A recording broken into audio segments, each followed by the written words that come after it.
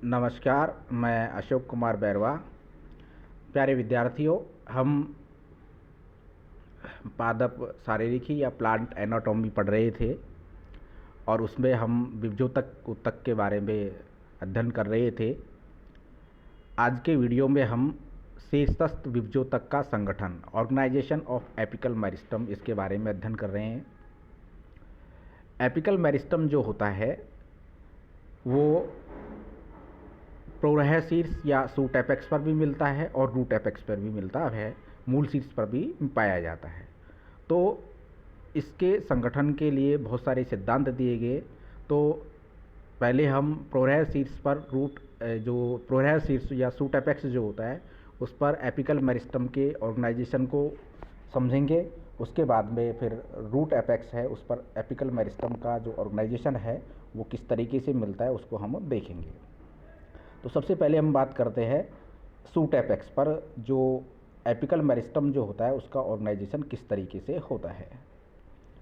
देखिए, जो lower algae है, निम्न वर्गीय जो एल्गी है, निम्न और फंजाई जो है, उसमें एपिकल मेरिस्टम एब्सेंट होता है।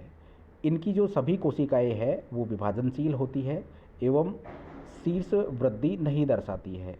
अतः इन पादपों में होने वाली वृद्धि को विस्तृत वृद्धि या डिफ्यूज ग्रोथ कहते हैं। ठीक है, सभी दिशाओं के अंदर इनके अंदर वृद्धि होती है। उच्चतर जो शैवाल है जैसे फाइकस है और सार्गेसम है, ब्रायोफाइटा है और कुछ जो टेरिडोफाइटा है, उसमें एपिकल मेरिस्टम जो है एक सिंगल सेल का बना हुआ होता है। यह कोशिका एपिकल सेल कहलाती है और यह शीर्षस्थ जो कोशिका है पिरामिड की आकृति की होती है तथा दो पार्श्वतलों में विभाजन करती है। फंस है यानी उच्चतर जो टेरिडोफाइट है, जिम्नोस्पर्म और एंजियोस्पर्म में एपिकल मेरिस्टम अनेक कोशिकाओं का बना हुआ होता है।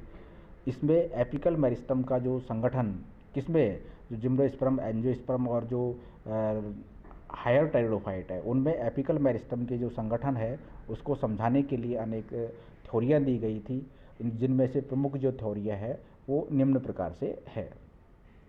सबसे पहले बात आती है शीर्षस्थ कोशिका सिद्धांत, एपिकल सेल थ्योरी। ये शीर्षस्थ कोशिका जो सिद्धांत है ये 1858 में दिया गया था और ये किसके द्वारा दिया गया था? यह सिद्धांत कार्ल नेगेली और हॉफमिस्टर के द्वारा प्रतिपादित किया गया था। वुल्फ ने इसका समर्थन किया। इस सिद्धांत के अनुसार शीर्षस्थ विभजोतक एकल शीर्षस्थ कोशिका से बना हुआ होता है। एपिकल सेल थ्योरी ये कहती है कि जो शीर्षस्थ विभजोतक है, एपिकल मेरिस्टम जो है वो एक कोशिका से यानी शीर्षस्थ कोशिका है उससे बना हुआ होता है। यह मत जो है उच्चतर जो शैवाल है, ब्रायोफाइटा है और कुछ टेरिडोफाइटा पर ही लागू होता है, हर पे लागू नहीं होता। दूसरा सिद्धांत आता है वो है ट्यूनिका कार्पस सिद्धांत, tunica corpus theory. Tunica corpus जो थ्योरी है ये 1924 में स्मिड के द्वारा दी गई थी और ये सिद्धांत जो है वो विभाजन के तलों पर आधारित है। इस सिद्धांत के अनुसार जो शूट एपेक्स है उस पर दो परतें पाई जाती है। एक परत जो ट्यूनिका की होती है और दूसरी परत जो होती है वो कॉर्पस की होती है। चित्र में आपको दिख रही होगी, ऊपर की परत जो ट्यूनिका है और उसके नीचे कॉर्पस की परत है। तो ट्यूनिका की जो परत है उसकी क्या विशेषता होती है? यह भारी परत होती है और ये परत एपिडर्मिस का निर्माण करती है और इसकी जो कोशिकाएं हैं वो केवल एक ही तल में अपनतिक विभाजन या एंटीक्लिनल डिवीजन करती है। एंटीक्लिनल डिवीजन होता है यानी अपनतिक जो विभाजन होता है वो कोशिका की लंब अक्ष के समकोण पर होने वाला विभाजन होता है। इन विभाजनों के कारण पादप अंग का सतही जो क्षेत्रफल है वो बढ़ जाता है, सतही क्षेत्रफल में वृद्धि होती है।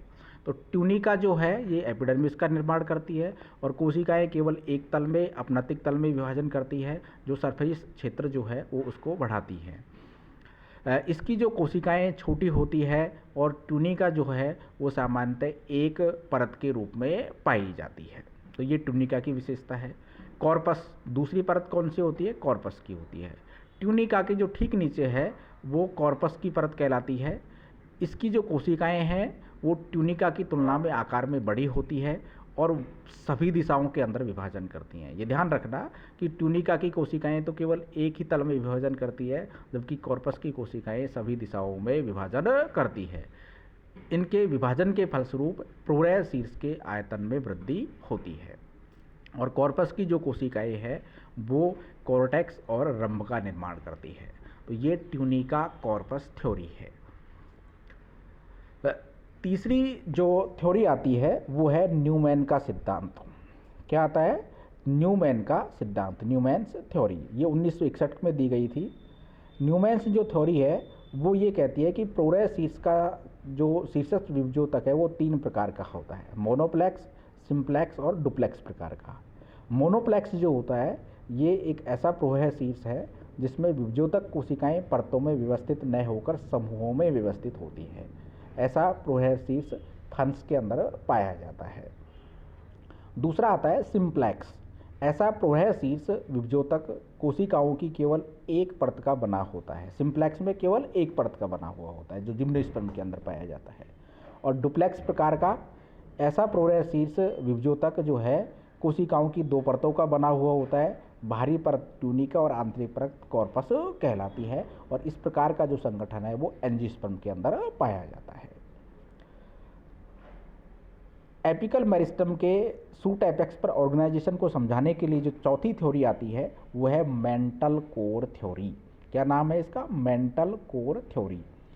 मेंटल कोर जो थ्योरी है ये 1950 में आई थी। पॉफेम व चान के द्वारा ये थ्योरी है वो दी गई थी।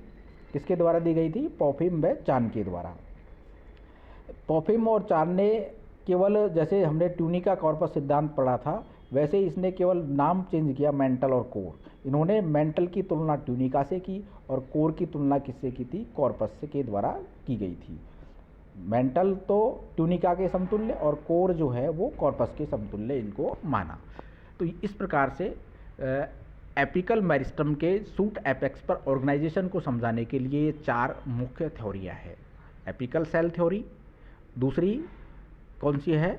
एक तो पहला है एपिकल सेल थ्योरी, दूसरी ट्यूनिका कार्पस थ्योरी जो है वो, तीसरे नंबर पर न्यूमैन्स थ्योरी और चौथे नंबर पर आता है मेंटल कोर थ्योरी। ठीक है, तो ये मुख्य रूप से 4 थ्योरियाँ हैं जो एपिकल मेरिस्टम के शीर्षस्थ संगठन जो है उसको समझाती है। सूट एपेक्स पर जो ऑर्गेनाइजेशन है उसको समझाने का काम करती है। चलिए, तो आज की इस वीडियो में इतना ही। अगले वीडियो में हम रूट एपेक्स पर एपिकल मेरिस्टम के ऑर्गेनाइजेशन है उसके बारे में विस्तृत चर्चा करेंगे।